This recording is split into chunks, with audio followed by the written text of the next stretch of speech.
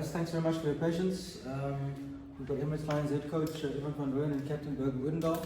We'll start with a question from the room and then we'll move over to team online. Walter? Cash, die span was na 8 minute 14-0 agter. Ek dink jy kan seker tevrede voel met die karakter wat hulle gewys het om terug te kom veral in die tweede helfte. En eintlik amper die wedstryd gesteel het. So ek dink jy voel sekerlik tevrede daaroor, maar hoe sien jy dit? Ja, thanks Walter. Ek kom veral teen die eerste span Connacht is 'n mentally tough span. It's a tough span. So om 14-0 agter te wees en in die 80ste minuut te voel hierdie game verloor. Hy is baie karakter. So regtig trots op sy karakter. Sy het heeltemal te veel foute gemaak. So dit het hulle in die game gehou. Maar in terme van karakter en fight back regtig trots. Okay, ja, sleg. Cool, thanks. Thanks, Walter. I don't see any hands, so can whoever's got a question, please start us off. Jan? Thank you. Ivan, it's probably going to sorry, the same. I'm just going to ask you to answer that in English. I mean, obviously you guys did very well in Bergen, you as well. I mean, your team did very well to come back from such a slow start and then to lose it in that fashion. Can you just describe us both your feeling at the moment? Yeah, hello Jan. Obviously it's frustrating. Like I just said, we fought so hard to get back. Great character to fight back, but it's almost that small errors that just creeps in. So we get 7 points, they kick off, concede a penalty in the first breakdown. I mean, so I think that's part of the frustration. I think we did enough to sneak it in the end, but we just consistently probably wasn't good enough against a tough Connacht team. Yeah, just to latch onto that, it is very frustrating. I think we left it out there tonight.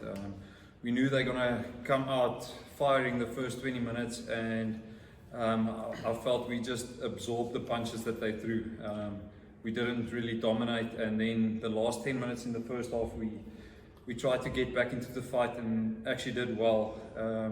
But yeah, to lose it at the end, I think we had a lot of opportunities to actually get more points on the board, decision making, and yeah, silly errors at times that cost us. And yeah, I'm still not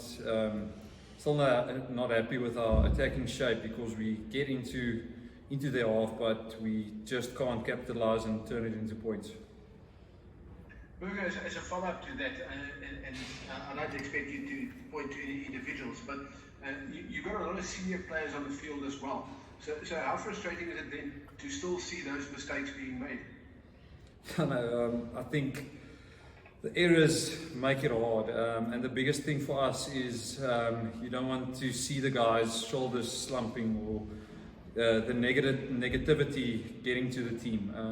So after there's a mistake, you have to put it behind you as quick as possible and focus on your next job, where I felt we were a bit lackadaisy almost when we made certain errors where there was a bit of a slump in our play. So that's something that we can definitely work on. Thanks, Jan. We'll take Morgan and then we'll go with Carl after.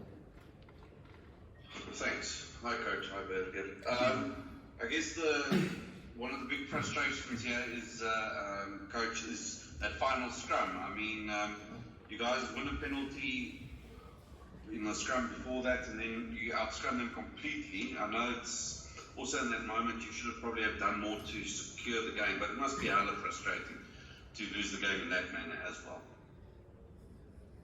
I can give you a short answer and say yes. Well, I can elaborate.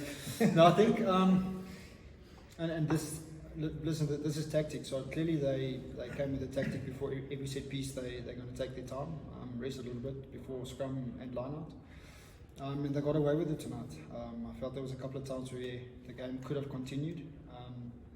Obviously, if it's a front row, the scrum can't continue. But if it's a general forward, whether it's their ball or our ball, I think the game could probably continue. So they got away with it. And then, obviously, in the box tonight, we were quite excited about. We got excited about the momentum. Just every time it was stop, start, which suits them obviously. we want to start building pressure and keep that pressure. And then when you make small little errors, it just gives them time to rest again. And then obviously we felt we had them in the scrums. I think the first pack scrum well, but we had them that last bit, and then to not get the reward at that last scrum to obviously go to the corner and see if you can clinch it at the end. Yeah, obviously frustrating. And then Burger, your try was brilliant, but there was also seemed to be quite a joyous celebration with the rest of the team there after you had scored. You're going now into your last two games for the Union. Are you starting to feel a bit emotional about it all? Yeah, Morgan, not really emotional yet, but I think next weekend, the last home game, it might be a different thing. So hopefully I get a couple of tries to celebrate with the boys again. Thank you. Thanks, Morgan. Carl? Coach, I think Morgan asked, or you answered the question for Morgan regarding the stop-start nature of the game. I think it was Jan that asked the coach of Connacht if all the injuries was on purpose or tactical and that, and they flatly denied it. And we also saw at half-time they took a little bit more than what they were supposed to come back onto the field. Is this something that you raised with the referees beforehand? Because I mean, it's becoming a habit of the overseas teams to delay wherever they can. Hi there, Carl. Yeah, in our review on a Monday and Tuesday, we'll address that, and then every Thursday we've got a preview meeting with the referee. I think we felt the same in Super Rugby with the Aussie and the New Zealand teams. The only way for them to feel that they can rest is to try and manipulate that time off or delay of set piece. I think it's a clear tactic coming here, and like I said, I can't go against any medical doctor, but when you see 2 or 3 simultaneously falling down, you'll always ask questions. But like I said, if they come, they get away with it, or it's allowed by the officials, then kudos to them. Obviously, in our review process, we will quite hammer on that and get feedback and share the feedback with the team, learn from it, and then just be better prepared and get better for the next game. Sorry, Virgo, obviously you also mentioned that to the referee. What's his reaction if you mention that they're stalling the game? Yeah, so something that also frustrated me a bit was we had a chat to both teams telling that we had to pick up the discipline, and according to me that was almost a last or final demand from him before he's going to go to the pocket and give yellow cards. And I just felt after that it just kept on happening, and there was no just what do you call it? Consequences. Yeah, there was no consequence of that. So I just felt they actually got under our skins as well, and I think we had a good discipline record in the competition, but tonight at certain stages we also were ill-disciplined, and yeah, I just felt there wasn't any consequences for them where I felt we could have maybe gotten 1 or 2 calls going our way. Thank you, Carl. We'll take Ross, and then we'll take a final one after Ross. Ross? Awesome, guys, thanks. Berg, obviously it was a really slow start from you guys, 14-0 down in the first 10 minutes, and then you're playing catch-up rugby from then, and on top of that, the penalty try and yellow to Ruan, put you guys back.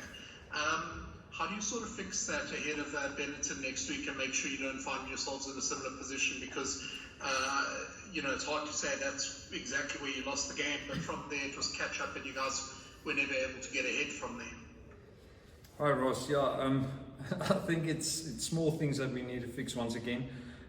Just errors. I felt that first 2 tries was just errors that we made, and it was almost easy tries for them. Especially the second one, they got a penalty, kicked out, and then it's always difficult to stop them all 5 meters from your line. So yeah, it's we just have to start off better and cut the errors. As simple as that. Thanks. And Ivan, obviously Benetton are going to have been on the half veld for 2 weeks now by the time you meet them, so they'll have a bit of sort of be used to it a little bit after that Bulls game today as well. Do you think that they're then going to offer a bit of a different challenge than a team hitting the half veld for the first time? Yeah, definitely. I think we managed to catch the first half of the Bulls Benetton game. I think they played with great intent, great intensity. We know they're a team that's physical in the collision. They've got a good set piece. They've also got a fair bit of South Africans. So it won't be brand new to them. They're 10, 15, 4, 5 South Africans that played here before. So I think that they'll be prepared in terms of that, and the physical adaptation has happened by next weekend. So different challenge for us, new challenge for us. Like Burger said, if we can minimise our errors, really start off well against them, I think it can be a very, very different result. Thanks very much. Thanks very much, Ross. Final question, Walter. Happy? Thanks, guys. Appreciate your time. Thanks, guys. Thank you. Thank you.